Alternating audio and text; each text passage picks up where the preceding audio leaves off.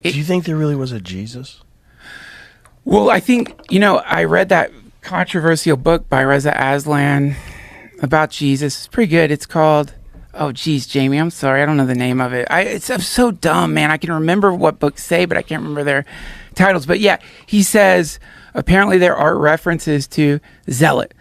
And it's controversial. I know some people don't like it, but I enjoyed it. But it says, apparently there are references to a Jesus, but never described as Messiah, but as a magician who was going around healing people and stuff. Oh. So there is some reference to the being, but I get so bored with the attempt to find the historic Jesus, because I think it really misses the point altogether. I think you get so caught up in trying to find the grail or whatever, that you lose track of, regardless of the truth of this being walking the earth. Does it change the substance of the parables and their referencing of some realm, a transcendent realm, a possibility outside the suffering of the mundane world, outside of sucking emperor dicks so you can get a little bit of power?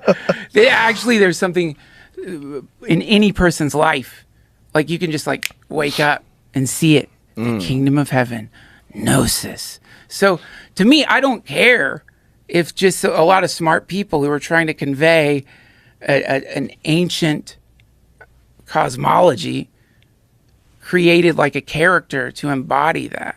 Because I don't think to me, that's not the point. I know for a lot of Christians it is, and I don't mean to offend y'all. It's just, I'm sure any Christian out there, if you're not wrestling with the Bible anyway, you should wrestle with it. It's meant to train you and get in your head and grab you and confuse you. And then it's an amazing work. It really is. The New Testament, I mean all of it. Wasn't one of the controversial aspects of when Martin Luther translated it? When they translated it into phonetic language so that people didn't have to know Latin to read the Bible. Yeah. One of the more controversial things is he was I think he was expressing something very similar to that you're really supposed to get out of it what you get out of it. It's open to your interpretation. Yeah. I think it loses all its power if it requires an actual flesh being. And I get why people want that. Yeah. And I understand the argument, but to me, written within it is the communion, for example, right? Jesus never said, here's how we are going to do communion. He did say something really quite beautiful about, which is exactly maybe the sweetest thing you can say to your friend if you're dying, which is, when you eat good food, remember me. And when you drink wine, I'm going to be in that wine. Oh my God. Oh. That's so sweet.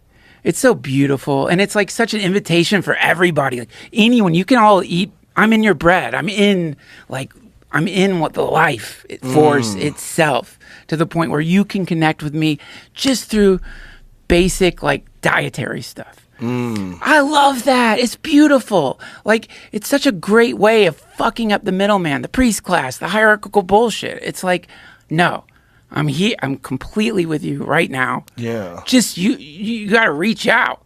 And so whoever wrote that, I think that's what they were saying. It's you're kind of in a weird part of the multiverse where it's easy to forget there's a lot more going on than what you think is going on there. Yeah. And it's easy to fall prey to all the tricks of that place, because it's a tricky place that wants you to worship it. And you don't have to do that.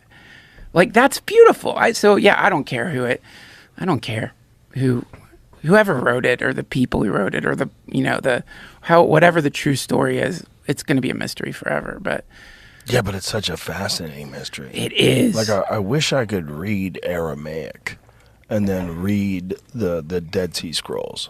God, I know, man. Because that's the oldest one we know of, right?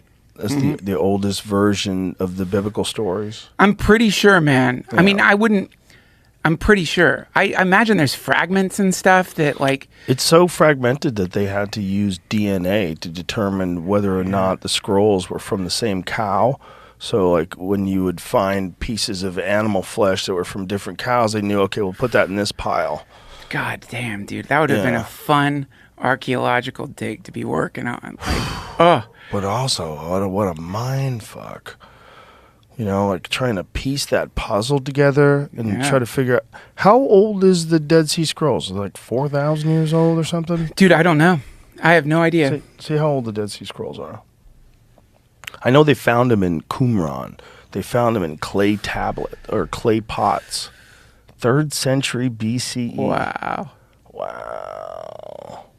Yeah, man. I mean, then like when you get into like the Torah, Hebrew, when you get into like a lot of the stuff Jesus was referencing, and you realize like not only is it like powerful writing with like incredible parables in it about like ways society collapses or families collapse or a life collapses, it also is like mathematical, like that you know, I can't remember the name of it. There's a whole thing where you like the number, you know, I know we've talked about this, God and nature, same number, like God and love is the same. that. Yeah. So yeah, it's what the fuck? It's ancient Hebrew. Their numbers doubled as letters.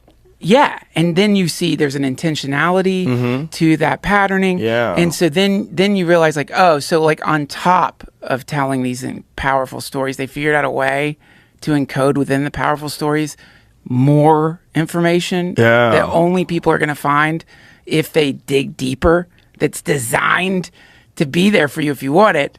But you've got to want it. You got to dig and in. human beings are like, that language is too complicated. Let's abandon it. Learning that shit. They abandoned it. Well, not I mean, think Hebrew, about I how mean- complicated. Ancient Hebrew. Oh, yeah, I guess you're nobody right, speaks yeah. that anymore. Also uncovered was a 6,000-year-old skeleton of a partially mummified child in a 10,500-year-old basket, which Israeli authorities said could be the oldest in the world. A CT scan revealed the child's age was between 6 and 12, with the skin, tendons, and even hair partially preserved. 2021. I don't remember hearing about this. I don't remember hearing about that. either. I've never heard that. Wow. So it's like 8,000 BC-ish, or even 8,500 BC when they found this basket was made.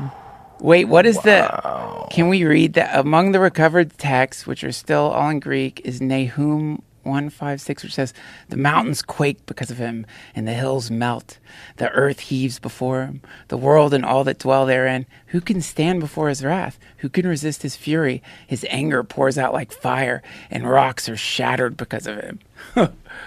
Fuck. I mean, that's nature. Wow.